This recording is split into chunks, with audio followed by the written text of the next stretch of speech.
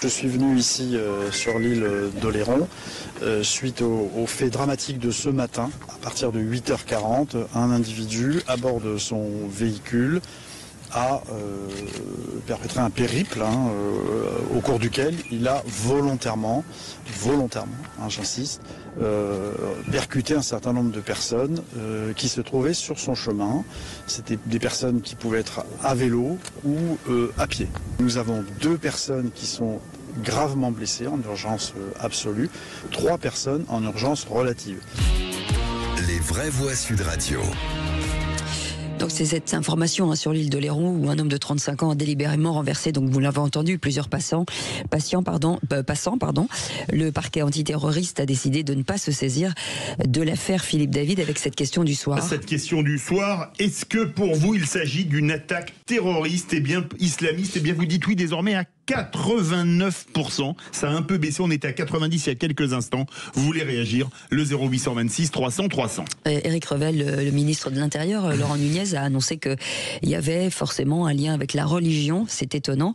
Il a parlé exactement de références religieuses claires et explicites. Voilà, c'est étonnant. Donc, effectivement, pour évidemment, le parquet. j'allais être plus doucereux dans mon analyse. J'allais dire, il n'y a pas de raison de ne pas faire confiance au procureur de la République qui explique que c'est pas un acte terroriste. Ouais.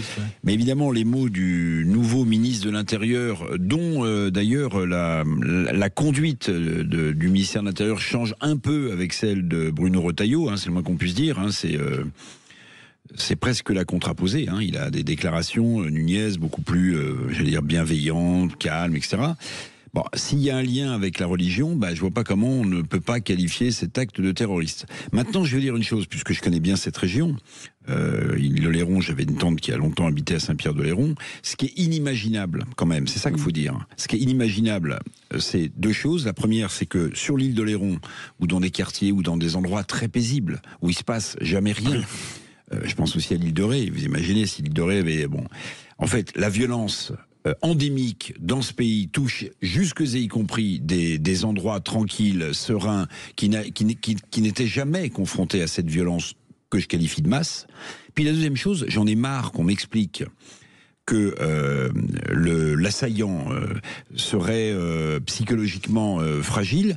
D'abord parce que c'est un peu ça qu'on nous sert régulièrement, mais surtout discernement altéré. Discernement altéré, mais surtout parce que l'un n'exclut pas l'autre. L'un n'exclut pas l'autre. Je vais même jusqu'à dire que pour se livrer à des actes barbares comme ceux d'écraser des gens, il faut pas être bien dans sa tête. Ça, on est bien d'accord. Donc, on peut très bien avoir son discernement altéré et avoir une justification religieuse ou etc. Donc, j'en ai marre de cette espèce de petit jeu qui consiste, voilà. Mais les Français sont en train de prendre conscience partout dans le pays. Ce qu'avait dit Gérald Darmanin.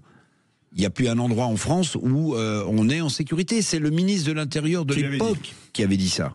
Eh bien, dans des endroits comme ceux-là, Charente-Maritime, que je connais bien, eh bien, les gens prennent conscience que ça peut frapper n'importe où. C'est ça qui est terrorisant. C'est clair. Non, mais moi, je crois qu'il y a une chose qui est quand même terrible, et vous le dites très justement, Éric.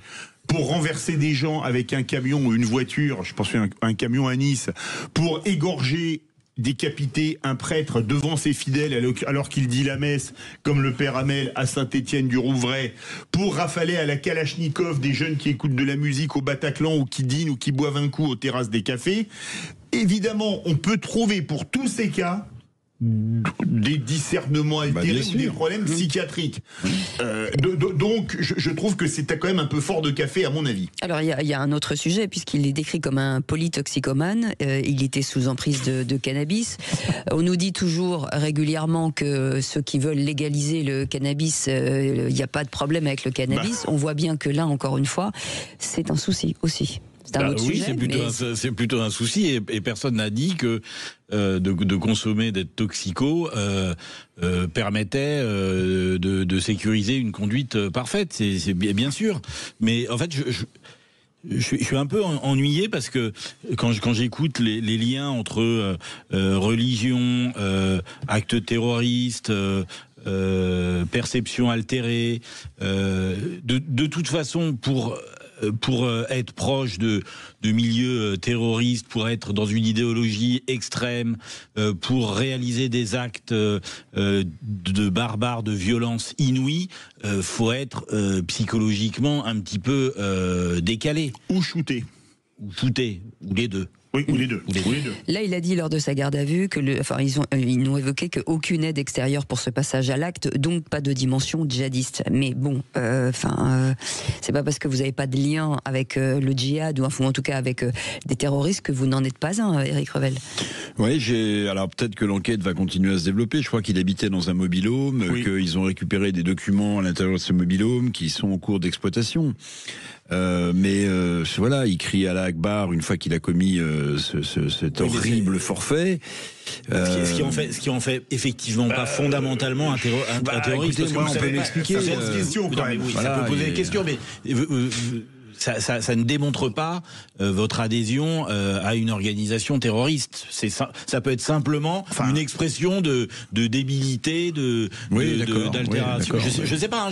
Mais pour moi, le drame est le même en fait. Mais je pense que si le procureur ne qualifie pas d'acte terroriste, c'est qu'il doit y avoir une différenciation assez nette dans la procédure qui suit, dans les modalités d'enquête, et que c'est peut-être aussi un moyen de simplifier les. Je sais pas. Alors, il y a une chose. Vous voulez parler? Il y a une chose qui se pose, c'est que le PNAT, ça va plus vite pour dire Parquet national antiterroriste. Bah vous l'avez quand même dit. Oui, non mais c'est pour le décrypter. Le PNAT a dit qu'il suivait quand même la suite des enquêtes de près pour voir si jamais il ne s'auto-saisirait pas, parce que dans ces cas-là, il s'auto-saisit. Alors vaste programme.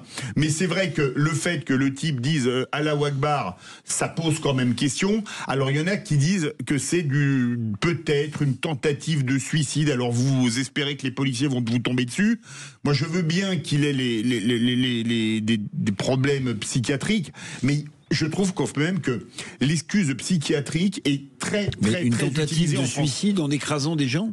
Oui, et après vous espérez que les flics vous descendent. Ça existe aussi. Ouais, bon, bah écoutez. Non, mais c'est une hypothèse on peut lui donner des conseils. Il emmerdera moins les innocents et les honnêtes gens. S'il veut se suicider, on peut lui donner des conseils. C'est sûr, il se met dans sa voiture et il met le feu. Voilà ce que je veux dire. Non, mais au jour d'aujourd'hui, moi, j'ai une crainte, c'est qu'on soit une fois de plus dans le déni de réalité, de dire oui mais bon là c'est pas politiquement correct, donc faut pas en parler. Juste dans cet entre-deux là, parce qu'on est dans un entre-deux.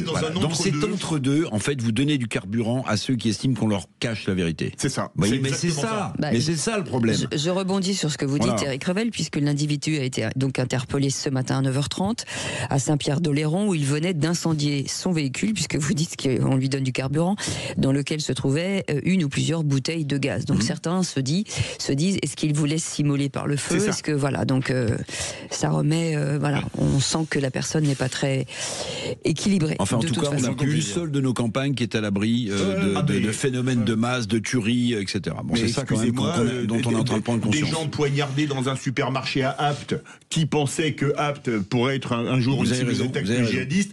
Saint-Étienne-du-Rouvray, je sais, c'est l'agglomération de Rouen, mais qui aurait pensé qu'un jour un prêtre se ferait égorger devant ses villages à Saint-Étienne-du-Rouvray? Il n'y a pas qu'à Paris, Lyon ou Marseille qu'on est en insécurité, c'est une certitude malheureusement. Merci les amis, allez tout